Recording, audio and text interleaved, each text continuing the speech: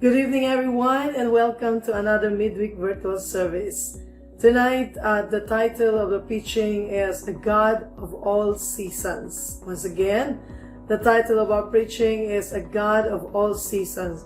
But before that, we would like to greet everyone who's watching, to all our members from Jesus Loves You City Church, Iligan City, and to all our members from our outreach here at High Reeds, and sa tanan nato mga members dito sa Jesus Loves You City Church, Cagayan de Oro City. And to all who are watching na dili pa na member, but it happens na nag-agi kini sa inyo ang mga timeline or nakita ninyo sa YouTube. Good evening everyone, or good day wherever you are right now. So once again, a God of all seasons, it's taken from Daniel chapter 2 verse 21. It says here, He changes times and seasons. He deposes kings and raises up others. He gives wisdom to the wise and knowledge to the discerning. Sa Bisaya, siya ang nagbuot sa dagan sa panahon. Siya ang nagpapahawa sa mga hari, ug siya usab ang nagabuot kung kinsa ang maghari. Siya ang nagahatag og kaalam sa mga maalamon. Before we proceed, let's just pray. Father, we thank you for tonight. Indeed, you are a great God in whom we can always put our trust. Thank you, Father, for giving us this privilege that we can hear once again your word. Thank you for touching our hearts, O Lord. Thank you, O Lord God, for being with us, O Lord God. We give you all the glory. In the mighty name of Jesus, we pray. Amen and amen. As time moves on, we move along with it. We are constantly changing. Change is good, yet not easy. But if we trust the Lord, who is the God of all seasons, it will not be difficult for us to adapt and cope with the changes that we need. So what are the right attitude in times of changing season? Dili nato ni siya mapungan, igsuon, di ba, na seasons always change. Andun ay particular season sa kada kinabuhi sa bawat usa ka nato. So, unsay mga sakto na mga pamatasan or attitude while we are still in these times of changing season? Number 1, be attentive to God's instruction. This is very important. Maminaw ta sa instruction sa Ginoo. Proverbs chapter 8 verse 33 says, Listen to my instruction and be wise. Do not disregard it. Bisaya, pamatian ninyo ang akong pagtulid sa inyong pamatasan aron mahimo kamong maalamon ug ayaw gayud ninyo kini kalimti. And another verse in Isaiah chapter 28 verse 23, Listen to me.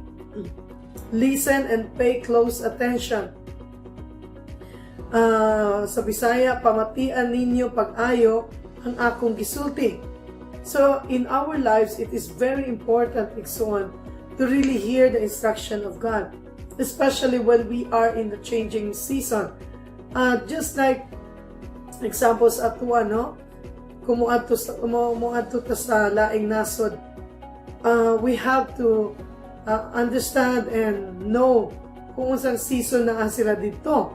Kay kung winter day sa ila, o niya naanad ta diri sa ato ang nasod nga winter is not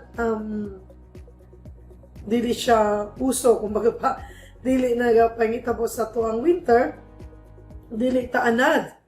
So basin masayop ta abi natog summer or tig-init dito. So we have to understand, we have to know the season aron nga makabaluta kung unsay atong angay buhaton o angay suoton aron maprotektahan ta.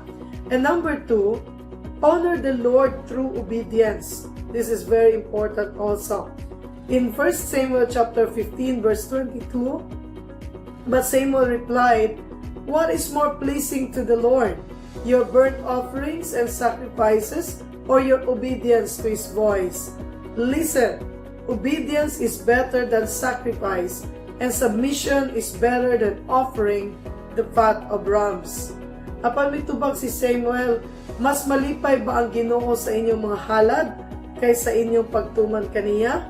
Ang pagtuman sa Ginoo mas maayo pa kaysa paghalad kaniya sa tambok sa mga karnero.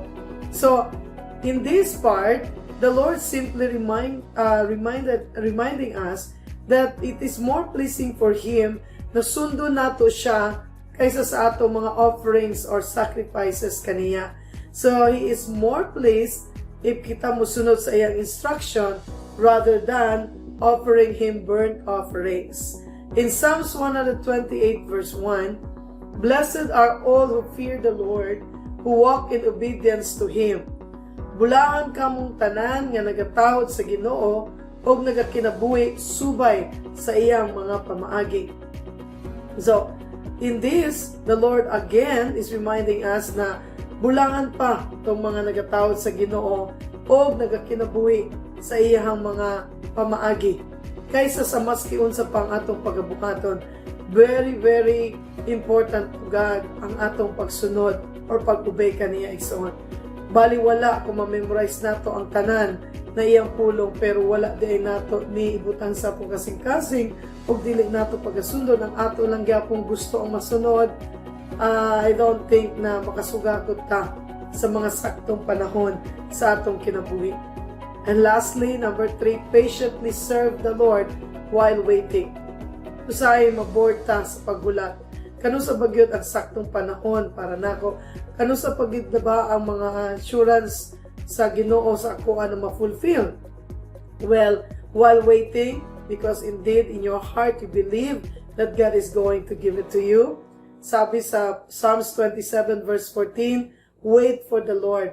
Be strong and take heart and wait for the Lord." Salig ka mo sa Ginoo, pagpakalig-on ka mo og ayaw, pagpakawala og paglaom, salig lang ka mo sa Ginoo. And another verse in Romans 8:25, "But if we look forward to something we do not yet have, we must wait patiently and confidently." Apan ko nagalaom kita sa mga butang nga wala pa kanato, nagahulat kita na mapailubon. So this should be the attitude while waiting for the right season and for trusting a God of all season. So in conclusion, everything changes. Everything is in motion. The uncertainty of our situation can sometimes cause anxiety.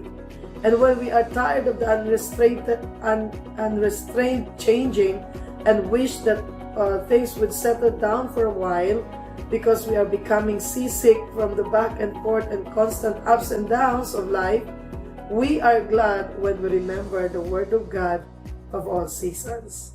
So igsoon, don't fret or don't give up. The Lord has His perfect season for each and every one of us.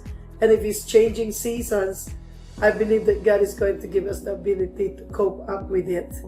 So, mag-ampot ang tanan karong gabi. Hallelujah. Father, thank you, O God, for reminding us once again of your word. We just simply lift up to you all things. We acknowledge that you are a God of all seasons. That even though things are changing, O Lord God, and adunay mga butang, O Lord God, nga nagapang hitabo, O Lord God, nga sa dili na mo masabtan. But because we acknowledge and trust, O God, that you are a God of all seasons, we just simply believe that you're going to give us ability to cope up with the seasons of our lives, O God. And you see us through the seasons, O God. This is what is very important. Therefore tonight, we just lift up to you our situations. Everyone who's watching, O Lord God, this service, I thank you for touching their hearts. And Lord, continue to speak upon them that you are truly the God who is in control of every situation in our lives. We give you all the glory, honor, and adoration. In Jesus' name we pray. Amen and amen. Thank you once again for listening or watching this virtual service.